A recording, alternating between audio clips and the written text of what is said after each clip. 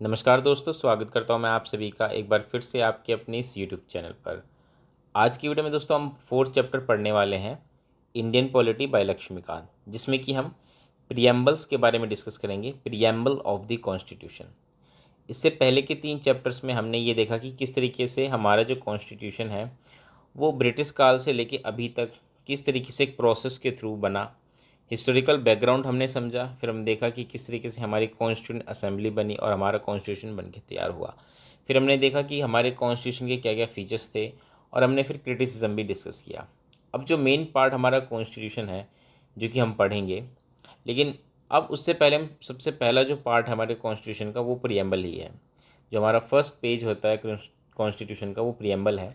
तो इस वीडियो में हम प्रियम्बल ही डिस्कस करेंगे कि प्रियम्बल क्या है और ये प्रियम्बल हमें क्या बताता है, प्रियम्बल्स के क्या क्या फीचर्स हैं, इसकी इम्पोर्टेंस क्या है और इसको लेकर अभी तक क्या क्या कंट्रोवर्सीज़ रही हैं। ये सारी चीज़ें हम डिटेल में डिस्कस करेंगे। वीडियो को हम इस पूरे लेक्चर को 2 पार्ट में हम बांट कर डिस्कस करेंगे और आज के पहले पार्ट में हम जानने की कोशिश करेंगे कि हमारा जो कॉन्स्टिट्यूशन है वो क्या है। साथ ही साथ कॉन्स्टिट्यूशन में आए कुछ वर्ड्स को भी हम समझने की कोशिश करेंगे। तो चलिए बिना किसी देरी के वीडियो की शुरुआत करते हैं। सबसे पहले हम देखते हैं प्रियम्बल ऑफ द कॉन्स्टिट्यूशन, जो कि हमारा आज का टॉपिक है। प्रियम्बल हमारा कैसा है, आप देख सकते हैं, पिक्चर है हमारे प्रियम्बल की। इसमें क्या लिखा है अभी हम थोड़ी देर में डिटेल में इसका जो टेक्स्ट है वो भी पढ़ने की कोशिश करेंगे और समझने की कोशिश करेंगे एक एक कीवर्ड्स को। सबसे पहले हम बात करते हैं कि प्रियम्बल होता क्या है ना। सबसे बड़ा सवाल ही यही है कि प्रियम्बल होता क्या आखिर। तो देखिए, जैसे कि यहाँ पे आप देख सकते हैं 3 तस्वीर है। पहली एक तस्वीर है बुक की, ये एक ऑर्डिनरी बुक है। अब देखिए, कोई भी एक ऑर्डिनरी बुक होती है, अगर आपने भी जनरली कोई ना कोई बुक पढ़ी ज़रूर होगी और अभी भी आप पढ़ ही रहे हैं, यूपीएससी की तैयारी कर रहे हैं, तो आप जो भी किताब पढ़ रहे हैं तो आप कभी भी किसी भी किताब का अगर आप फ्रंट पेज निकालें, जो पहला पेज होता है, एक तो होता है कवर पेज, एक होता है फर्स्ट पेज। जैसे ही आप बुक ओपन करते हैं तो जो फर्स्ट पेज होता है, तो जनरली जो फर्स्ट पेज होता है वो क्या होता है, वो जनरली या तो कोई ऑथर्स नोट होता है या कोई प्रीफेस होता है ना, या फिर अबाउट बुक होता है। तो उसमें जनरली क्या लिखा होता है, उसमें जनरली यही तो लिखा होता है कि इस बुक में जो ऑथर है उसने क्या बताने की कोशिश की गई है, क्या वो रीडर्स को बताना चाहता है। मेनली यही तो उसमें मेंशन होता है। तो इसी तरीके से हमारा कॉन्स्टिट्यूशन है। आप देख सकते हैं जो दूसरी तस्वीर है ये कवर पेज है हमारे कॉन्स्टिट्यूशन का, और जो ये थर्ड पिक्चर है ना ये प्रियम्बल है हमारे कॉन्स्टिट्यूशन का। तो एक तरीके से जो कॉन्स्टिट्यूशन का जो फर्स्ट पेज होता है, जिसको कि आप कह सकते हैं ऑर्डिनरी बुक का एक जो ऑथर नोट होता है या प्रीफेस होता है, तो एक तरीके से ये कॉन्स्टिट्यूशन का प्रीफेस है प्रियम्बल। इसी को प्रियम्बल कहते हैं और इस प्रियम्बल में यही बताया गया होता है कि हमारा जो कॉन्स्टिट्यूशन है ना वो कैसा है, शॉर्ट में बताया गया है। मान लीजिए अगर किसी को पूरा कॉन्स्टिट्यूशन ना पढ़ना हो, लेकिन वो सिर्फ इतना जानना चाहता है कि हमारा कॉन्स्टिट्यूशन कैसा है, तो वो सिर्फ प्रियम्बल को भी पढ़ लेगा, तो उससे उसको आइडिया हो जाएगा कि हमारा कॉन्स्टिट्यूशन कैसा है, किन किन वैल्यूज़ की वो बात करता है, कौन कौन से फीचर्स वो बताता है कि हमारी इंडियन पॉलिटी के रहने वाले हैं। ठीक है, तो ये सारी चीज़ें हमें सिर्फ प्रियम्बल्स पढ़ के ही पता चल सकती हैं। तो यही होता है प्रियम्बल। अगर हम बात करें प्रियम्बल की, तो क्या इंडिया एक ऐसा पहला देश है जिसका प्रियम्बल है, तो इसका जवाब है नहीं। इससे पहले अमेरिकन कॉन्स्टिट्यूशन था, उसका सबसे पहला एक प्रियम्बल था और कुछ लोग कहते हैं कि हमने वहीं से कॉपी किया प्रियम्बल को। तो आप कुछ लोग ऐसा कहते हैं काफ़ी हद तक, और लेकिन अगर हम बात करें कि तो सच ये है कि जब हमारा कॉन्स्टिट्यूशन बन रहा था, तो जैसा कि आपको पता है हमारे कॉन्स्टिट्यूशन असेंबली की जो फर्स्ट मीटिंग हुई थी वो 9 दिसंबर 1946 को हुई थी, और उसके लगभग 4 दिन बाद 13 दिसंबर 1946 को पंडित जवाहरलाल नेहरू कॉन्स्टिट्यूशन असेंबली में एक रेजोल्यूशन लेकर आते हैं जिसको कहते हैं ऑब्जेक्टिव रेजोल्यूशन। तो वो ऑब्जेक्टिव रेजोल्यूशन ही एक तरीके से आज का जो आप कह सकते हैं प्रियम्बल वो है। मतलब ऑब्जेक्टिव रेजोल्यूशन का रेक्टिफाइड फॉर्म है हमारा प्रियम्बल, उसको रेक्टिफाई किया गया है। ऑब्जेक्टिव रेजोल्यूशन है ना, उसी का रेक्टिफाइड फॉर्म है हमारा प्रियम्बल। अगर हम बात करें प्रियम्बल की, तो जो N.A. पालकीवाला, ये एक बहुत बड़ी जूरिस्ट रहे हैं, इन्होंने तो कॉन्स्टिट्यूशन को कह रखा है कि it's identity card of the constitution. तो आप देख सकते हैं कॉन्स्टिट्यूशन की इंपॉर्टेंस कितनी है, उसकी इंपॉर्टेंस बताते हुए कहते हैं कि एक तरीके से आइडेंटिटी कार्ड है हमारे कॉन्स्टिट्यूशन का। तो आई होप आपको समझ में आ रहा होगा कि प्रियम्बल एक्चुअल में है क्या। बात करें प्रियम्बल की, तो क्या प्रियम्बल को अमेंड किया जा सकता है, तो इसका जवाब है कि प्रियम्बल को अब तक एक ही बार अमेंड किया गया है और वो किया गया था 1976 में during emergency 42nd constitutional amendment act लाया गया था। और इस अमेंडमेंट में क्या हुआ था, इस अमेंडमेंट में मेनली 3 वर्ड्स जो थे ना हमारे प्रियम्बल में ऐड कर दिए गए थे, सोशलिस्ट, सेक्युलर एंड इंटीग्रिटी। अब ये 3 वर्ड्स क्यों ऐड किए गए, क्या इससे पहले हमारे कॉन्स्टिट्यूशन में सोशलिस्ट, सेक्युलर या इंटीग्रिटी इन सब चीज़ों का कहीं कोई जिक्र नहीं था। ये चीज़ें अभी हम थोड़ी देर में डिस्कस करेंगे डिटेल में। वीडियो को हम आराम से कंटेंट को समझने की कोशिश करेंगे, धीरे धीरे हम आगे बढ़ेंगे तब सारी चीज़ें समझ में आ जाएंगी। सबसे पहले हम पढ़ेंगे टेक्स्ट, कि हमारे प्रियम्बल का टेक्स्ट कैसा है। तो यहाँ पे अगर आप देखेंगे ना तो ये पूरा टेक्स्ट मैंने यहाँ लिख रखा है, एज इट इज़ यही टेक्स्ट है हमारे प्रियम्बल का। और यहाँ पे जो ये वर्ड्स आपको दिख रहे हैं ना, हर एक वर्ड बहुत ज़्यादा इंपॉर्टेंस के हैं, हर एक वर्ड का एक मतलब है, डीप मीनिंग है। तो आप ध्यान से इसको पढ़िएगा, अभी मैं भी पढ़ूंगा। इसमें क्या रखा है, we the people of India having solemnly resolved to constitution India into a sovereign, देखिए अभी जो वर्ड आ रहे हैं ना, sovereign, socialist, secular, democratic republic, ये फीचर्स हैं। ये बताता है कि हमारा जो स्टेट है, जो नेशन है इंडिया, वो कैसा है। वो एक सॉवरेन है, सोशलिस्ट है, सेक्युलर है, डेमोक्रेटिक है, रिपब्लिक है। साथ के साथ इसमें ये भी क्या रखा है, to secure all its citizen justice, justice भी कौन कौन सी, social, economic and political, liberty, liberty includes thoughts, expression, belief, faith and worship, equality, equality किस चीज़ की, status and of opportunity and to promote among them all. Next, fraternity, fraternity for what, assuring the dignity of individual and unity and integrity of the nation. तो ये आप समझ सकते हैं सारी कीवर्ड्स। अभी हो सकता है आपको चीज़ें ना पता हो, आपको शायद फ्रेटर्निटी का मतलब ना पता हो, सॉवरेन का मतलब ना पता हो, लेकिन अभी हम इन सारे कीवर्ड्स को डिस्कस करेंगे डिटेल में, तभी आप हमारे प्रियम्बल को अच्छे से समझ सकते हैं। अब लास्ट में क्या लिखा है, in our constituent assembly this 26th day of November 1949 do hereby adopt, enact and give to our self this constitution. तो ये हमारा पूरा टेक्स्ट है। चलिए आगे बढ़ते हैं और हम समझने की कोशिश करते हैं कि अभी हमने जो प्रियम्बल पढ़ा ना, उस प्रियम्बल से क्या क्या इंपॉर्टेंट चीज़ें निकल के आती हैं, जिसको हम कह सकते हैं इंग्रेडिएंट्स ऑफ द प्रियम्बल। तो सबसे पहली चीज़ जो हमें यहाँ प्रियम्बल से मिलती है वो है, ये है सोर्स ऑफ अथॉरिटी। हमारा प्रियम्बल ये बताता है कि जो कॉन्स्टिट्यूशन है ना, वो अपनी अथॉरिटी कहाँ से ड्राइव करता है। जो हमारा प्रियम्बल है वो साफ कहता है कि जो कॉन्स्टिट्यूशन है ना, ये अपनी अथॉरिटी पीपल ऑफ इंडिया से ड्राइव करता है। जैसे कि आप पहली लाइन खुद पढ़ेंगे, we the people of India, ठीक है। तो कॉन्स्टिट्यूशन जो अथॉरिटी है वो कहाँ से ड्राइव करता है, पीपल ऑफ इंडिया से।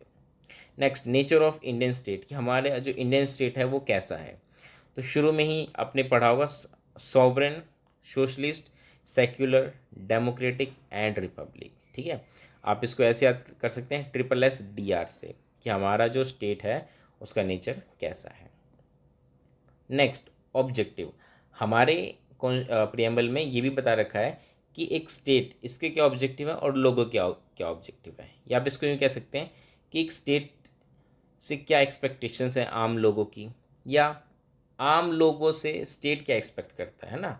जैसे अगर हम बात करें तो हमारे प्रियम्बल में क्या रखा है कि हमारी जो एक्सपेक्टेशन है स्टेट से वो ये है कि स्टेट हमें जस्टिस, लिबर्टी, इक्वालिटी, ये सारी चीज़ें देगा, है ना। क्योंकि अभी तक हम अंग्रेज़ों के गुलाम रहे हैं, हमने बहुत ज़्यादा इनजस्टिस देखा है, लिबर्टी तो थी ही नहीं, और इनइक्वालिटी इतनी ज़्यादा रही है शुरू से। तो अब हम इन चीज़ों से आज़ादी चाहते हैं और हम एक्सपेक्ट करते हैं कि जो स्टेट है वो हमें जस्टिस, लिबर्टी और इक्वालिटी देगा। इसके साथ साथ एक स्टेट, जो इंडियन स्टेट है, वो भी एक्सपेक्ट करता है लोगों से क्या, यूनिटी, कि भारत के लोग आपस में एक होकर रहेंगे, इंटीग्रिटी, फ्रेटर्निटी, बिलोंगिंगनेस, ये सारी चीज़ें हमसे एक्सपेक्ट की जाती हैं। तो ये कुछ ऑब्जेक्टिव्स हैं जो कि स्टेट के लिए भी है और पीपल ऑफ इंडिया के लिए भी हैं, कि उनको ये चीज़ें ध्यान में रखनी है। Next and important, date of adoption November 26, 1949, ठीक है। तो ये 4 मेन हमें इंग्रेडिएंट्स देखने को मिलते हैं हमारे कॉन्स्टिट्यूशन में से। हम ये सारी चीज़ें ईजिली समझ सकते हैं कि हमारे प्रियम्बल में क्लियरली ये चीज़ें मेंशन हैं। चलिए अब हम आते हैं मेन कीवर्ड्स पे और उसको समझने की कोशिश करते हैं कि हमारे कॉन्स्टिट्यूशन में जो वर्ड, प्रियम्बल में जो वर्ड लिखे थे ना, सॉवरेन, सोशलिस्ट, डेमोक्रेटिक, रिपब्लिक, इनका क्या मतलब है। तो सबसे पहले हम बात करेंगे सॉवरन की, कि सॉवरन होने का क्या मतलब है। ठीक है, देखिए सॉवरन होने का सिंपल सा मतलब ये है, no superior authority, free to conduct its own affairs both internal and external.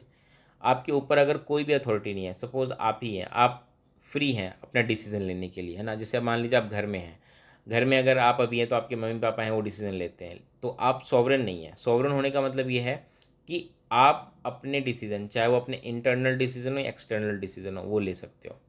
खैर ये तो एक इंडिविजुअल के तौर पे हम समझने की कोशिश करते हैं, लेकिन पॉलिटिकल साइंस में एज अ स्टेट, स्टेट यानी कि कोई कंट्री वो सॉवरन है। तो सॉवरन होने का क्या मतलब है कि वो कंट्री अपने इंटरनल और एक्सटर्नल डिसीजन खुद ले सके। एक्सटर्नल इन द सेंस मतलब रेस्ट ऑफ द वर्ल्ड, उससे कैसे रिलेशंस होंगे, उनकी क्या फॉरेन पॉलिसी होगी, वो खुद डिसाइड करेगी।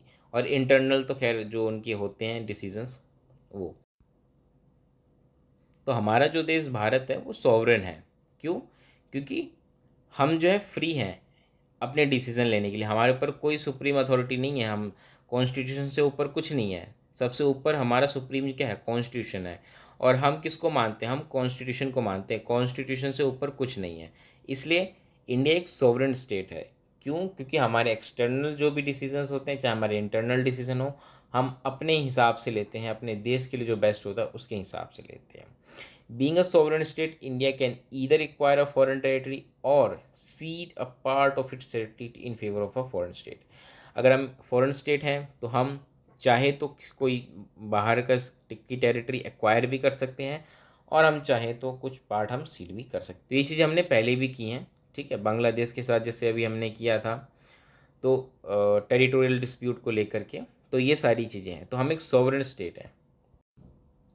अब अगला सवाल दोस्तों यहाँ पर ये निकलता है कि अगर इंडिया सॉवरेन स्टेट है, तो क्या इंडिया किसी इंटरनेशनल ऑर्गेनाइजेशन या कोई मल्टीलेटरल ऑर्गेनाइजेशन है, जैसे कि United Nation, Commonwealth of Nation, BRICS, ASEAN, अगर इंडिया इनको ज्वाइन करता है, तो इनके जो भी रूल्स रेगुलेशंस जो कि सभी मेंबर्स पर बाइंडिंग होते हैं, अगर इंडिया भी उनको फॉलो करता है, तो क्या यहाँ पे इंडिया की जो सॉवरेनिटी है वो किसी तरीके से कम होती है या हार्म होती है? तो इसका जवाब है बिल्कुल भी नहीं। इसका रीज़न ये है कि जैसे हम बात करें यूनाइटेड नेशन की या ब्रिक्स की या और किसी ऑर्गेनाइजेशन की, तो किस ऑर्गेनाइजेशन को हमें ज्वाइन करना है, किस ऑर्गेनाइजेशन से हमें एग्ज़िट लेना है, ये हमारा अपना डिसीज़न होता है। कोई थर्ड कंट्री या कोई थर्ड ऑर्गेनाइजेशन ये हमें फोर्स नहीं कर सकता कि आप इस ग्रुप को ज्वाइन करें या आप इस ग्रुप से एग्ज़िट करें। अभी ये टोटली हमारे ऊपर डिपेंडेड है। अगर हम चाहें तो हम ब्रिक्स को भी एग्ज़िट कर सकते हैं कभी भी, हमारे ऊपर। ये देखिए, अब हम अगर किसी ऑर्गेनाइजेशन को अगर हम ज्वाइन करते हैं ना, तो पहली बात तो आप ये समझने की कोशिश करिए कि उसको ज्वाइन करने का फ़ायदा क्या होता है। जैसे कि यूनाइटेड नेशन हो गया, ब्रिक्स हो गया, इनको ज्वाइन करने का फ़ायदा क्या है? हमारे कुछ अपने भी बेनिफिट्स होते हैं, हमारे कुछ इकोनॉमिक बेनिफिट्स होते हैं, कुछ पॉलिटिकल बेनिफिट्स होते हैं, टेक्नोलॉजिकल हमें एडवांसेस उस देश से अपने देश में मिल सकती हैं। तो ये सब हमारे लिए बेनिफिशियल है। तो अगर हम उन देशों के साथ पार्टनरशिप करते हैं या किसी ऑर्गेनाइजेशन को ज्वाइन करते हैं, तो हम उनके रूल्स और रेगुलेशन तो हमें मानने ही पड़ेंगे, हमारे पास वो लीगली बाइंडिंग होते हैं। लेकिन ये किसी तरीके से हमारे सोवरेनिटी को ख़त्म नहीं करते। हम कभी भी चाहे तो इन ऑर्गेनाइजेशन को छोड़ सकते हैं, एग्जिट कर सकते हैं। अगर हमें लगता है कि हाँ, इससे हमारी सोवरेनिटी जो है वो खतरे में है, तो हम उसको छोड़ सकते हैं। हमें कोई फोर्स थोड़ी करेगा कि नहीं भाई तुम नहीं जा सकते, है ना, या आपको ये मानना ही पड़ेगा चाहे कुछ हो जाए। ऐसा कुछ नहीं है। ये कम्प्लीटली क्या है, हमारे ऊपर है। हम चाहे तो रहें या चाहे तो ज्वाइन करें, ये सब हमारे ऊपर है। तो हम यहाँ पे हमारी इससे सोवरेनिटी जो है ना वो ख़त्म बिल्कुल भी नहीं होती है। नेक्स्ट है सोशलिस्ट। अगर हम बात करें, अगला जो कीवर्ड है सोशलिस्ट, जो हमारे प्रियम्बल में मेंशन है, तो सोशलिस्ट वर्ड जो था ना वो पहले हमारे कॉन्स्टिट्यूशन प्रियम्बल में नहीं था। ये वही 42nd अमेंडमेंट एक्ट किया गया 1976 में, और उसके बाद इसको ऐड किया गया। तो इसका मतलब क्या है कि हमारा देश इससे पहले सोशलिस्ट था ही नहीं? इसका ये बिल्कुल भी मतलब नहीं है। इसका इससे पहले क्या था कि सोशलिस्ट जो भी कैरेक्टरिस्टिक्स होते हैं ना, वो हमारे डीपीएसपी में इम्प्लिसिटली मेंशन थे। ठीक है, लेकिन इसको एक्सप्लिसिटली मेंशन कर दिया गया by the 42nd amendment act. The word socialist were added in preamble. तो अगर हम बात करें इंडियन सोशलिज्म की, तो देखिए इंडियन सोशलिज्म जो है ना वो वेस्टर्न के सोशलिज्म से बहुत ही डिफरेंट है। इंडियन सोशलिज्म जो है वो एक डेमोक्रेटिक सोशलिज्म है, जबकि अगर हम बात करें वेस्टर्न सोशलिज्म की तो वहाँ पे कम्युनिस्टिक सोशलिज्म चलता है। ठीक है, अब ये होते क्या है डेमोक्रेटिक सोशलिज्म या कम्युनिस्टिक सोशलिज्म, तो इसको भी हम समझने की कोशिश करते हैं। उसको समझने के लिए मेनली तीन वर्ड्स को समझना बहुत ज़्यादा ज़रूरी है। सबसे पहला है कैपिटलिज्म, फिर सोशलिज्म एंड कम्युनलिज्म। तो अगर हम बात करें कैपिटलिज्म की, तो कैपिटलिज्म क्या है? कैपिटलिज्म जो है ना वो एक ऐसे सिस्टम की वकालत करता है जहाँ पे वो कहता है कि जो भी मीन्स ऑफ प्रोडक्शन है ना, या डिस्ट्रीब्यूशन है, या जो भी प्रोडक्शन होगा इकॉनमी में, वो कम्प्लीटली किसके हाथ में होना चाहिए? प्राइवेट जो प्लेयर्स होते हैं उनके हाथ में होना चाहिए। ये मार्केट डिसाइड करेगा कि किसको क्या प्रोड्यूस करना है, कितना प्रोड्यूस करना है, कैसे डिस्ट्रीब्यूट करना है। ठीक है, तो कैपिटलिस्ट जो है वो पूरी तरीके से जो रिसोर्सेज होते हैं या जो भी मीन्स ऑफ प्रोडक्शन है उसमें वो प्राइवेट एंटिटी की बात करता है। ठीक है, कि भाई पूरी तरीके से ये प्राइवेट एंटिटी के हाथ में होना चाहिए। तो दूसरी तरफ अगर हम बात करें कम्युनिज्म की, तो कम्युनिज्म बिल्कुल इसके अपोजिट है और एकदम एक्सट्रीम फॉर्म होता है, जिसमें कि ये कहा जाता है कि जो भी मीन्स ऑफ प्रोडक्शन होंगे वो पूरी तरीके से स्टेट के हाथ में होंगे। स्टेट डिसाइड करेगी कि कैसे क्या करना है और क्या नहीं करना है। ठीक है, और स्टेट जो होगा उसका पूरा कंट्रोल होगा मीन्स ऑफ प्रोडक्शन पे। एक इक्वालिटी होगी। ठीक है, जो भी प्रोडक्शन होगा, जो भी प्रॉफिट होगा वो सब में इक्वली बांटा जाएगा। ठीक है, प्राइवेट प्रॉपर्टी जैसी कोई चीज़ नहीं होगी, ये कम्युनिज्म कहता है। लेकिन हम बात करें सोशलिज्म की, तो सोशलिज्म क्या है? इनके बीच का मिडिल पाथ है। सोशलिज्म एक मिक्स्ड इकॉनमी की बात करता है, जिसमें कि वो कहता है कि भाई प्राइवेट और स्टेट दोनों ही मिलके काम करेंगे। ठीक है, स्टेट जो सोशल वेलफेयर होंगे उनसे रिलेटेड, या रेगुलेशन हो गया इकॉनमी को रेगुलेट करना, या लोगों के लिए लोगों की भलाई के लिए जो भी स्कीम्स होंगे उन पे काम करेगी। ठीक है, ये सारी चीज़ें जो हैं एक तरीके से सोशलिज्म कहता है। अब सोशलिज्म में ये है कि जो स्टेट है वो भी एक तरीके से प्रोडक्शन का काम करती है, वो भी प्रोड्यूस करती है, उसका भी कुछ कंट्रोल होता है इकॉनमी में, कंट्रीब्यूशन होता है, और वहीं प्राइवेट प्लेयर्स भी होते हैं। ठीक है, तो दोनों मिलके चलते हैं सोशलिज्म में। तो आई होप आप समझ गए होंगे। तो कम्युनिस्टिक सोशलिज्म मतलब जो क्या कहता है कि nationalisation of all means of production and distribution and abolition of private property, ये कहता है कम्युनिस्टिक सोशलिज्म। वहीं डेमोक्रेटिक सोशलिज्म क्या कहता है? Faith in a mixed economy where both public and private sector coexist side by side. तो India में भी डेमोक्रेटिक सोशलिज्म है, इसलिए आपको यहाँ पे मिक्स्ड इकोनॉमी देखने को मिलती है। अगर हम बात करें इंडियन सोशलिज्म की, तो यहाँ पे थोड़ा सा हमें मार्क्सिज्म और गांधीज़म का भी ब्लेंड देखने को मिलता है, लेकिन ये हैविली गांधीन सोशलिज्म की तरफ ज़्यादा लीनिंग है। वही हम बात करें 1991 में जब इकोनॉमिक क्राइसिस हुई थी और न्यू रिफॉर्म्स हुए थे, इकोनॉमिक रिफॉर्म्स आए थे, तो नई इकोनॉमिक पॉलिसी जब आई 1991 में, तो एलपीजी रिफॉर्म्स हुए, लिबरलाइजेशन, प्राइवेटाइजेशन एंड ग्लोबलाइजेशन। तो इसके तहत क्या हुआ, इसकी वजह से जो सोशलिस्ट क्रेडेंशियल है ना हमारे इंडियन स्टेट का, वो डाइल्यूट हो गया है। तो पहले जो स्टेट और जो प्राइवेट जो मिल के काम करते थे, मिक्स्ड इकॉनमी हुआ करती थी पहले, जैसा कि हमें पता है ना, इससे पहले लाइसेंस राज हुआ करता था, कोटा राज, जिसमें कि स्टेट जो है वो फिक्स करते थे कि प्राइवेट प्लेयर्स कितना मतलब प्रोडक्शन करेंगे, कहाँ तक करेंगे। तो ये पहले होता था, लेकिन 1991 के बाद ये सारी चीज़ें ख़त्म हो गई। अब सोशलिस्ट क्रेडेंशियल एक तरीके से नहीं है, अब हमारी जो इकॉनमी एक तरीके से फ्री इकॉनमी है। और यहाँ पे मेनली जो भी मीन्स ऑफ प्रोडक्शन है वो अभी भी दोनों ही स्टेट और प्राइवेट दोनों ही करते हैं, लेकिन कंट्रोल किसी के हाथ में नहीं होता है। गवर्नमेंट जनरली चीज़ों को रेगुलेट करती है, लेकिन कंट्रोल लगभग ना के बराबर कर पाती है। अब हमारे नेक्स्ट कीवर्ड जो है कि सेक्युलर। सेक्युलर होने का क्या मतलब है? सबसे पहली चीज़ हम जानने की कोशिश करते हैं कि इंडिया की अगर हम रेफरेंस में बात करें, तो इंडियन स्टेट जो है ना वो एक सेक्युलर स्टेट है। ये वर्ड भी हमारे प्रियम्बल में नहीं था, लेकिन 42nd अमेंडमेंट के द्वारा ये लाया गया। अब सेक्युलर होने का मतलब सिंपल सा है कि कोई भी रिलीजन हो उसको लेकर न्यूट्रल होना। ठीक है, कि भाई हम न्यूट्रल हैं हर रिलीजन को लेकर। तो इंडिया एक सेक्युलर स्टेट है, इसका मतलब ये है कि इंडिया की एक तो कोई ऑफिशियल, इंडिया का कोई भी रिलीजन नहीं है। ठीक है, वर्ल्ड में बहुत सारे ऐसे देश हैं जिनका अपना ऑफिशियल रिलीजन है, जैसे कि इस्लामिक स्टेट जो होते हैं, इस्लामिक जो कंट्रीज़ हैं, इनका अपना एक रिलीजन है, ऑफिशियल रिलीजन है। लेकिन इंडिया का कोई भी ऑफिशियल रिलीजन नहीं है। ठीक है, और इंडिया में जो सेक्युलरिज्म है इसमें इसके तहत जो स्टेट है वो सभी रिलीजन के को इक्वल रिस्पेक्ट देता है और प्रोटेक्शन भी देता है। 1974 में सुप्रीम कोर्ट ने ये बात खुद कही थी कि सेक्युलर स्टेट जो है ना वो कॉन्स्टिट्यूशन में एक्सप्रेसली मेंशन नहीं किया गया है, लेकिन इसका मतलब ये भी नहीं है कि हमारा जो स्टेट है वो सेक्युलर नहीं है। अगर आप आर्टिकल 25 से लेकर 28 देखेंगे ना, तो इसके अकॉर्डिंग जो हमारे कॉन्स्टिट्यूशन मेकर हैं वो यही चाहते थे कि हमारा स्टेट जो है एक सेक्युलर स्टेट बने, है ना। हालांकि जब ये सुप्रीम कोर्ट ने कहा 1974 में, तो उस वक्त सेक्युलर वर्ड तो था नहीं, लेकिन सुप्रीम कोर्ट ने क्या कहा कि बेशक हमारे कॉन्स्टिट्यूशन में सेक्युलर स्टेट मेंशन नहीं किया गया है, लेकिन आर्टिकल 25 और 28 से यही जाहिर होता है कि हमारे जो कॉन्स्टिट्यूशन मेकर थे वो चाहते थे कि हमारा स्टेट एक सेक्युलर स्टेट बने। तो अब कुछ ऐसे प्रोविजंस हम डिस्कस कर लेते हैं जिससे ये पता चलता है कि हमारा जो स्टेट है ना, इंडियन स्टेट, वो एक सेक्युलर है। जैसे कि आप सभी जानते हैं सेक्युलर वर्ड जो है वो 42nd अमेंडमेंट के द्वारा जोड़ दिया गया। अब तो क्लियरली मेंशन कर दिया गया है कि जो इंडियन स्टेट है वो एक सेक्युलर स्टेट है।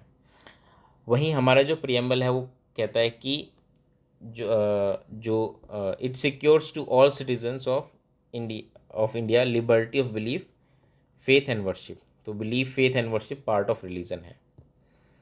नेक्स्ट अगर आप देखिए आर्टिकल 25, जैसा कि अभी मेंशन किया था आर्टिकल 25, तो इसमें क्या कह रखा है, all persons are equally entitled to freedom of conscience and right to freely profess, practise and propagate any religion. आपका कोई भी रिलीजन है, आप उसको फ्रीली प्रोफेस, प्रैक्टिस, प्रोपगेट कर सकते हैं, ये आपका फ्रीडम है और एक फंडामेंटल राइट है। आर्टिकल 26, एवरी रिलीजियस डिनोमिनेशन और any of its section shall have the right to manage its religious affair.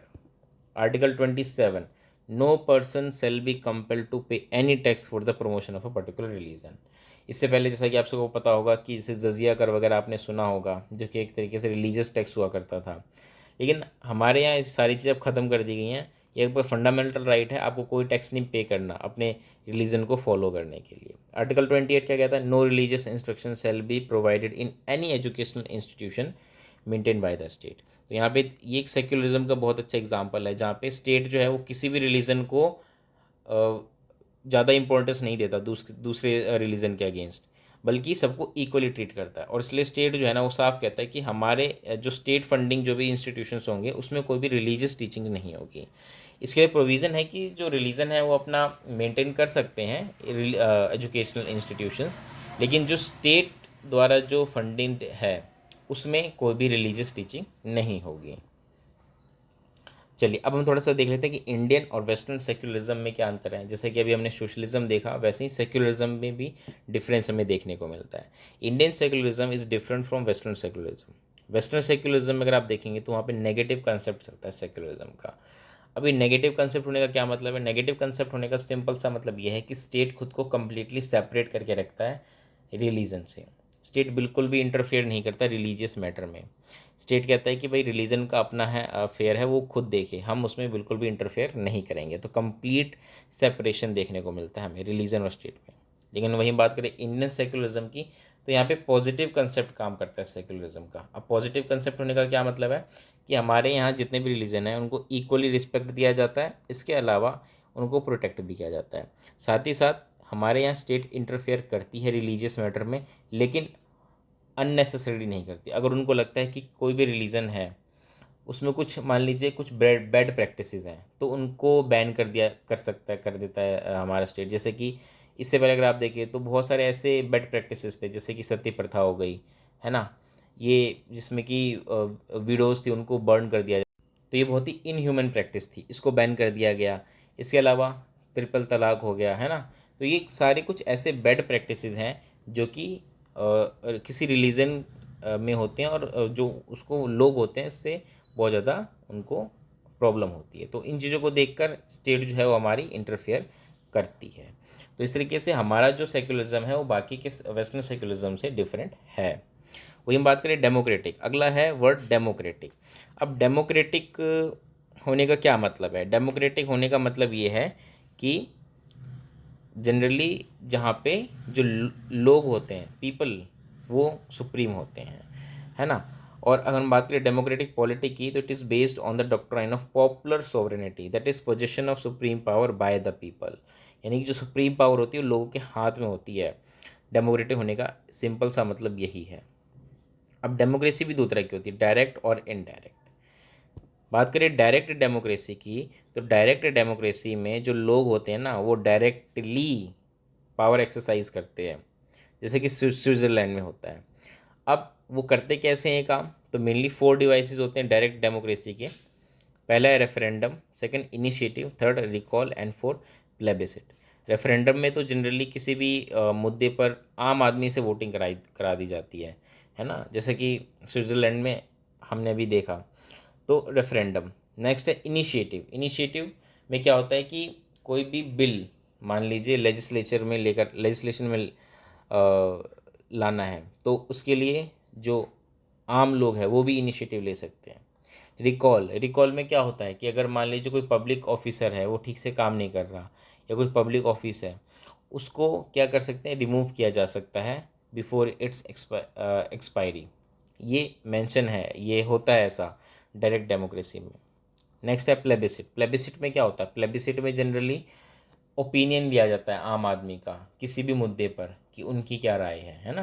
तो प्लेबिसिट। तो ये कुछ डायरेक्ट डेमोक्रेसी के डिवाइसेस हैं।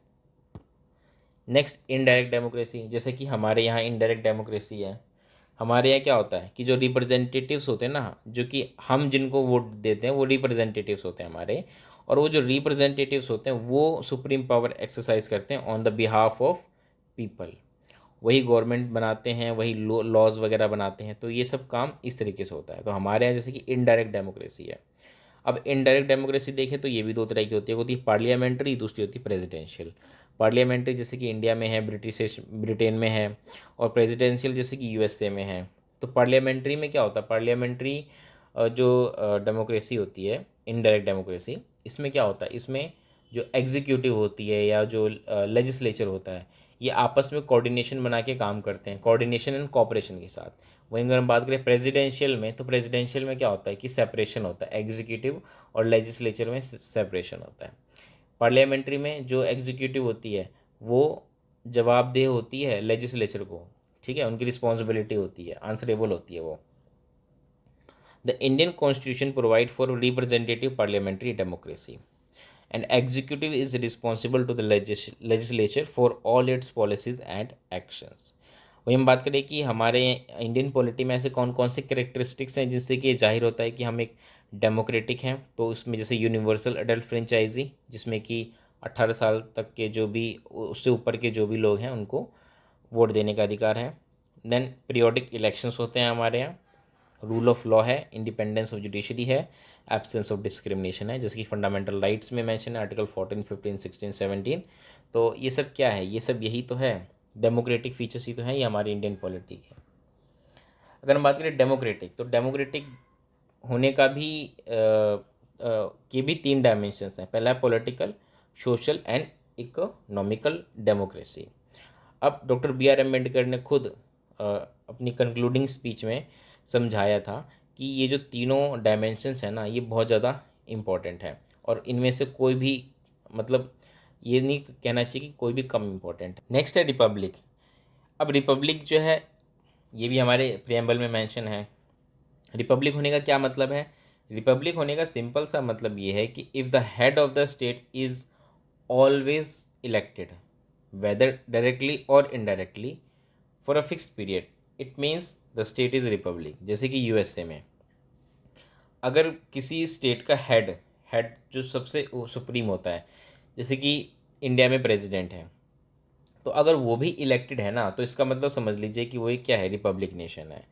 जैसे कि इंडिया भी एक रिपब्लिक है, क्योंकि इंडिया में भी जो प्रेसिडेंट होता है उसका इलेक्शन होता है, लेकिन डायरेक्ट इलेक्शन नहीं होता, इनडायरेक्ट इलेक्शन होता है, जिसमें कि जो रिप्रेजेंटेटिव्स होते हैं लोगों के, पीपल, वो उनको चुनते हैं प्रेसिडेंट को। ठीक है, पहली चीज़ ये। दूसरी चीज़, जैसे कि अगर आप बात करें ब्रिटेन की, तो ब्रिटेन में क्या है, वहाँ पे जो सुप्रीम जो हेड है वो कौन है, वहाँ की क्वीन है। और वो जो क्वीन है ना वो हेरिडिटरी है, वहाँ पे वो इलेक्शन नहीं होते कि भाई अब नेक्स्ट टाइम कोई और बनेगा, नहीं। अगर क्वीन है तो जो उनकी जो नेक्स्ट जनरेशन होगी वही बनेगी। तो वो मोनार्की है, लेकिन ये रिपब्लिक है। रिपब्लिक होने का मतलब कि हेड जो है ना वो भी इलेक्टेड हो। अब रिपब्लिक जो वर्ड है वो इंडिया की हमारे प्रियम्बल में भी है, तो इसका मतलब क्या है कि हमारे यहाँ जो प्रेसिडेंट है वो भी क्या है, इलेक्टेड है। हमें इस चीज़ का ध्यान रखना है। हमारे जो प्रेसिडेंट होती है वो इनडायरेक्टली इलेक्टेड होती है और फिक्स्ड पीरियड 5 ईयर्स के लिए इलेक्टेड होती हैं। ठीक है, तो इस चीज़ को आपको समझना है। और एक चीज़ और कि रिपब्लिक होने का ना सिर्फ इतना ही मतलब नहीं होता। रिपब्लिक होने का एक मतलब ये भी है कि हम क्या करें कि जो पॉलिटिकल सोवरेनिटी है वो मतलब किसी एक सिंगल इंडिविजुअल के हाथ में ना हो, जैसे कोई राजा हो गया या कोई, बल्कि लोगों के हाथ में हो। ठीक है, पॉलिटिकल सोवरेनिटी लोगों के, आम आदमी के हाथ में होती है, किसी एक आदमी के हाथ में नहीं होती है। सेकेंड थिंग कि absence of any privilege class and hence all public office being open to every citizen without any discrimination, कि किसी भी के साथ कोई भेदभाव ना हो, कोई प्रिविलेज क्लास ना हो, है ना, जो भी पब्लिक ऑफिसेज हैं वो सभी के लिए बराबर हो, कोई डिस्क्रिमिनेशन ना हो। तो ये रिपब्लिक होने का एक सिंपल सा मतलब है।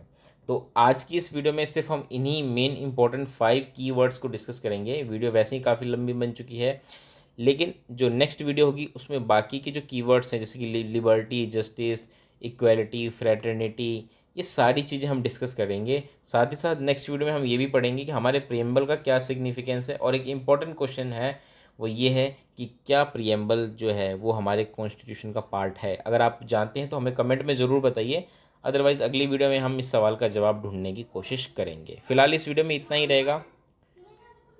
वीडियो कैसी लगी हमें ज़रूर बताइएगा, पसंद आई हो तो ज़रूर लाइक करिएगा। मिलेंगे दोस्तों अगली वीडियो में। इस वीडियो में इतना ही। नमस्कार।